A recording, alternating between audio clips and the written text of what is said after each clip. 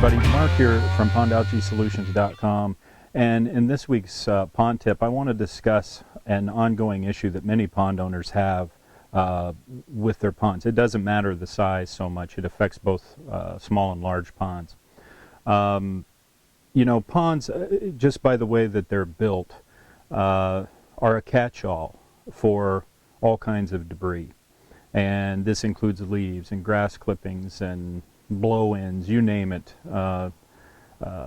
Material that's organic in nature and inorganic can get blown into these ponds, and they end up accumulating at the bottom. Well, when this gets heavy enough, and over time, and usually this is a period of years, you start to see this organic material begin to break down and rot.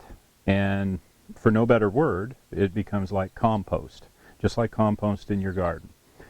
And this muck and sludge buildup can lead to a variety of different problems and nuisance issues. And some are minor and some can be quite major if conditions are right for it. For example, let's take large ponds primarily in this issue. Large ponds that are very stagnant and have a lot of muck buildup will inevitably always have an algae problem at some point. Also, if you have fish, there's a huge risk with very stagnant water, heavy muck buildup, really poor water quality. A lot of that stuff gets kind of stuck down at the bottom. But if a high wind comes along, or a heavy rain can come along, where it's real hot during the day, for example, in the summer, and the pond can literally invert or flip over. And when it does, the whole pond will turn black. The oxygen is pulled out of the water rapidly, and it's quite amazing if any fish survives that's in there. And so muck is a primary reason why that's happening. Trapped within that muck is a lot of unwanted dangerous gases, methane and things like that. And it's good if it stays trapped, but if it's ever you know, agitated and released, then you've got some major problems. Small ponds can run into a variety of water quality problems too. And although fish are a major factor, I think, in a lot of issues with small ponds, either they're under-filtered or, you know, there's too many fish in a pond, there's no question that organic accumulation at the bottom that's stuck in the rocks and, you know, muck that builds up from a pond that's not cleaned very frequently can often lead to water quality problems. And this includes green water, it includes high nutrients of all kinds, it includes string algae. And so these are problems that most people really don't want to go through. So, you know, the topic of this month and this pond tip is really for people to focus on looking at their pond, evaluating it. If it has any age or if it hasn't been cleaned in a while, there's a chance that muck could develop. Some ponds that are surrounded by trees or have a lot of leaf debris going into them, they inevitably will have a problem as time goes on.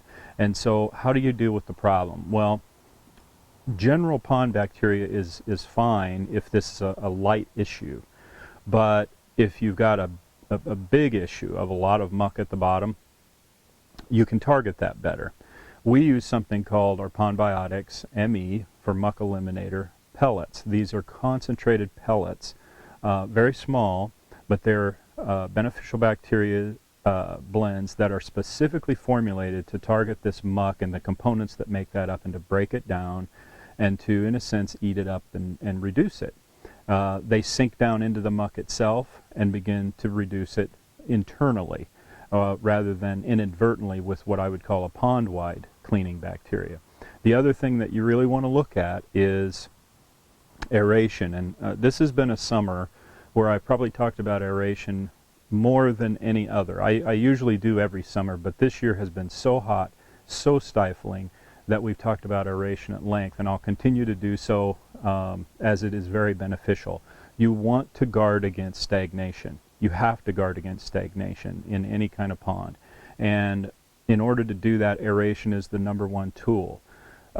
Small ponds can be cleaned frequently, and you can keep this muck off the bottom with like a pond vacuum, for example, but large ponds would never allow that. You have really two choices. You can dredge it out, which is very expensive, or you can try to put in systems that will help inhibit it or reduce it and restore the pond to better shape. Aeration and targeted muck eliminating bacteria, usually in the form of pellets, is what I would recommend and suggest. And normally when you apply these pellets, if it's a light degree of muck, maybe once a year is enough, once or twice a year. If it's heavier, you may need to apply it a handful of times a year. And if it's really heavy, you might want to apply it for a period of time monthly for maybe a season or so. It's a work in progress. If it's developed over many years, it will take some time to reduce it, and you shouldn't expect quick fixes. But the lighter this muck gets, the less of it you have, the healthier your pond will get, the cleaner oftentimes your pond will get on the surface as well as at the bottom, and your water quality will improve greatly. So one of the key things that I always want to remind pond owners is, if you suspect that muck is involved, do whatever you can to work it down and eliminate it effectively, efficiently as possible, and as safely as possible. And when you do that, you're going to make great headway. So I hope you find that helpful. If you have any questions, please let us know at pondalgaesolutions.com. We're happy to help, and I hope you have a great day wherever you go.